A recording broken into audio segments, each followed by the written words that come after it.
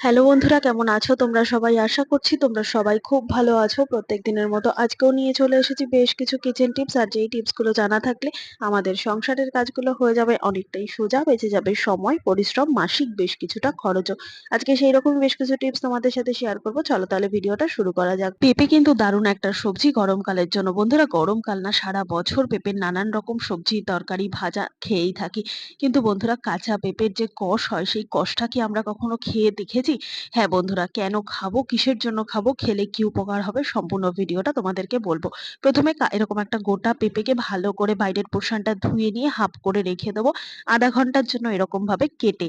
তো কেটে রাখলে, যত বেশি সময় কেটে রাখবে না, তত দেখবে এই কাটা অংশ থেকে একরকম কষ বেরোবে।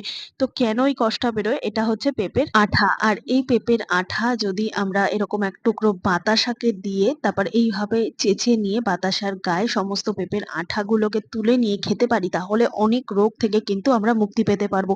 বাচ্চাদের প্রচুর পরিমাণে পেটে কৃমি থাকলে এই পেঁপের আঠা খাওয়ানো যায় বাতাসার সাথে। এছাড়াও কোষ্ঠকাঠিন্য দূর করে, এমনকি লিভারকে ভালো রাখতে এই পেঁপের আঠা ভীষণই গুরুত্বপূর্ণ। বন্ধুরা, প্রত্যেকদিন সকালবেলা এইভাবে যদি আমরা ঘরের বাচ্চাকে বা জন্ডিস রোগীকে খাওয়াতে পারি, দারুণ একটা কাজ দেবে। তো এইভাবে যদি খাইয়ে দাও, তাহলে কিন্তু খুব তাড়াতাড়ি তোমরা রেজাল্ট পাবে। টিপসটা খুব সামান্য হলেও প্রত্যেকের উপকারে আসলে শেয়ার করতে ভুলো না। দেখে নাও পরের টিপস।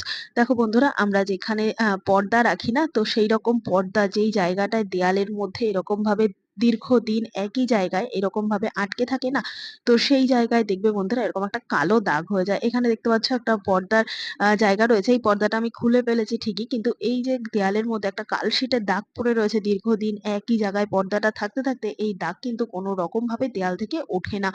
আর বেশি জোরে ঘষাঘষি করতে গেলে কিন্তু দেয়ালের ১২টা বাজবে। কিভাবে আমরা দেয়ালের এই কালো দাগ দূর করব? তার জন্য এখানে একটা ভেজা কাপড়ের মধ্যে নিয়ে নেবো এরকম লিকুইড যেকোনো ধরনের জিনিস। এখানে তোমরা লিকুইড শ্যাম্পু নিতে পারো বা আ ডিটারজেন্ট নিতে পারো লিকুইড। এখানে আমি হ্যান্ড ওয়াশ নিয়েছি। এরপর কি করব? হালকা হাতে এইরকম ভাবে কিন্তু আমরা মুছে নেব। তো এইভাবে যদি মুছে নিই, সেক্ষেত্রে দেখবে বন্ধুরা দেয়ালের কিন্তু রং কোনো রকম ভাবে নষ্ট হবে না। যেহেতু এটা কোনো রকম স্ক্রাবার না, হালকা একটা কাপড়ের মধ্যে দিয়েই কিন্তু তোমরা এইভাবে পরিষ্কার করে নিতে পারো। তার জন্য খুব বেশি ডলাডলি ঘষাঘষি করার দরকার নেই। এইভাবে একটু যেকোনো লিকুইড ডিশওয়াশার বা লিকুইড ডিটারজেন্ট দিয়ে হালকা হাতে ভাবে মুছে নিয়ে তারপরে এরকম ভিজে কাপড় দিয়ে মুছে নাও। দেখতে পাচ্ছ বন্ধুরা কতটা দাগ কিন্তু লাইট হয়ে গেছে। যে পরিমাণ দাগ ছিল সেটা কিন্তু সম্পূর্ণ উঠে গেছে। আর দেয়ালটা একেবারে পরিষ্কারও হয়ে গেছে। এইরকম ভাবে দীর্ঘদিন যেকোনো দেয়ালের মধ্যে যদি যেকোনো দাগ ধরে যায়, এইভাবে কিন্তু তোমরা পরিষ্কার করতে পারো। টিপসটা ভালো লাগলে একটা লাইক করো, সবার সাথে শেয়ার করে দিও। চলো দেখে নাও পরের টিপস। দেখো, এখানে আমি নিয়ে নিয়েছি কাঁচা আম। আর এই সিজনে কিন্তু কাঁচা আম খুব একটা পাওয়া যায় না। আর অনেকেই আছে কাঁচা আম স্টোর করে রাখে সারা বছরের জন্য। তো কিভাবে আমরা কাঁচা আম স্টোর করে রাখবো যাতে অনেকদিন পর্যন্ত ভালো থাকে? তো প্রথমে কি করতে হবে? এই মুখের কাছটাকে কিন্তু ভালো মতো সিল করতে হবে। মুখের কাছ থেকেই যদি কোনো রকম রস বেরিয়ে যায় বা কোনো কষ বেরিয়ে যায়, সেক্ষেত্রে কিন্তু সমস্ত আমটা পাকতে শুরু করবে, সাথে কিন্তু আমটাকে নষ্টও হয়ে যেতে খুব তাড়াতাড়ি সাহায্য করবে। তাই মুখের কাছটাকে সিল করে রাখার জন্য এখানে নিয়ে নেব সেলো টেপ। এই ধরনের যেকোনো টেপ তোমরা এই মুখের যে বোটার কাঁচটা সেই জায়গাটায় মোটা করে এইভাবে সেলো টেপ র‍্যাপ করে দাও। তো এইভাবে যদি সেলো টেপ আমরা দিয়ে দিতে পারি, সেক্ষেত্রে এই বোটার কাছের অংশটা কিন্তু খুব একটা নরম থাকবে না, টাইট হয়ে থাকবে আর খুব সহজে কিন্তু পেকেও যাবে না। এইভাবে যদি মুখের কাছটা সিল করে নিয়ে আমরা ফ্রিজের মধ্যে সংরক্ষণ করে রাখি, তাহলে অন্তত ৬ থেকে ৭ মাস পর্যন্ত কিন্তু এই আমটা কাঁচাই থেকে যাবে। এছাড়াও তোমাদের কাছে যদি সেলো টেপ না থাকে, আরো একটা পদ্ধতি তোমাদের সাথে শেয়ার করছি। এখানে আমি নিয়ে নিয়েছি এরকম এক টুকরো পেপার। মাপ অনুযায়ী তোমরা পেপারটা নেবে। পেপারটার মধ্যে যখন তোমরা এরকম ভাবে মোড়াবে, এক্সট্রা যে ডার্ট অংশটা রয়েছে না, সেটা ফেলে দেবে। নাহলে পেপারে মোড়ানো সম্ভব হবে না। এভাবে পেপারটা দিয়ে এমন ভাবে মুড়িয়ে নেবে যাতে চারধার দিয়ে কাগজটা ভালো করে মুড়ে যায়। তো এইভাবে মুড়ে নেওয়ার পর তারপর যদি তোমরা ডিপ ফ্রিজে সংরক্ষণ করতে পারো, তাহলে কিন্তু আমের গায়ে যদি কোনো রকম ভেজা ভাব থাকে সেটা অ্যাবজর্ব করে নেবে পেপার, অনেকদিন পর্যন্ত ভালো থাকবে। দুটো প্রসেস দেখালাম। তোমরা যদি সেলো টেপ দিয়ে সংরক্ষণ করতে চাও, সেক্ষেত্রে ডিপ ফ্রিজে না রাখলেও চলবে, নরমাল ফ্রিজে রাখতে হবে। আর যদি পেপার দিয়ে সংরক্ষণ করতে চাও, তাহলে কিন্তু অবশ্যই ডিপ ফ্রিজে রাখতে হবে।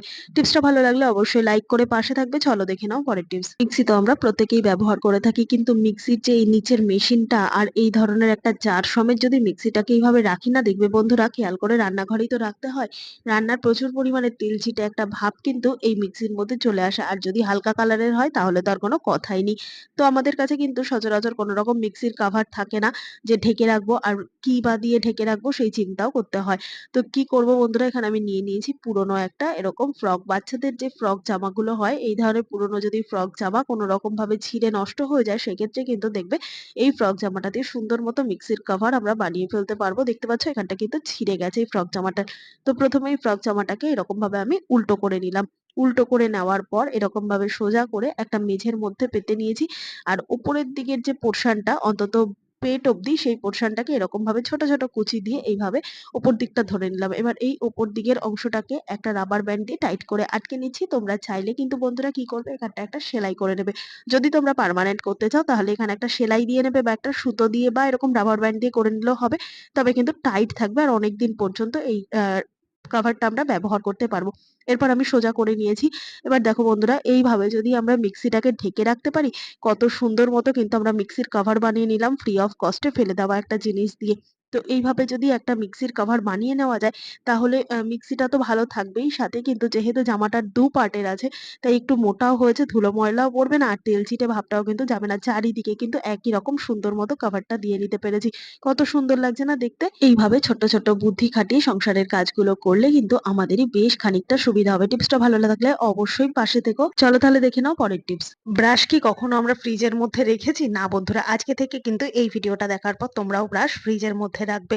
তো দেখো বন্ধুরা, যখন অনেক সময় হয় নতুন ব্রাশ কিনে আনি, ব্রাশ মাজতে গেলে কিন্তু দেখা যায় ব্রাশের যে সুতোগুলো সেগুলো কিন্তু খুব সহজেই ছিঁড়ে যায় বা খুলে আসে। তো এই ধরনের জিনিসগুলো যাতে না হয় আর দীর্ঘদিন যেন একটা ব্রাশ ব্যবহার করতে পারি, তার জন্য কি করতে হবে, ব্রাশ কিনে আনার পর ডিপ ফ্রিজের মধ্যে বেশ খানিকটা সময় এভাবে রেখে দিতে হবে।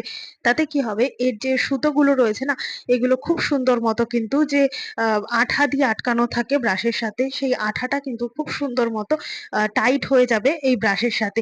আর যার কারণে কিন্তু ডিপ ফ্রিজে রাখলেই আমাদের সলিউশনটা হয়ে যাবে। তো এইভাবে যদি আমরা বেশ খানিকক্ষণ সময়ের জন্য ডিপ ফ্রিজের মধ্যে নতুন কিনে আনা ব্রাশগুলোকে রেখে দিতে পারি, তাহলে দাঁত মাজতে মাজতেই যে খুব সহজেই সুতোগুলো উঠে যেত, সেটা আর হবে না।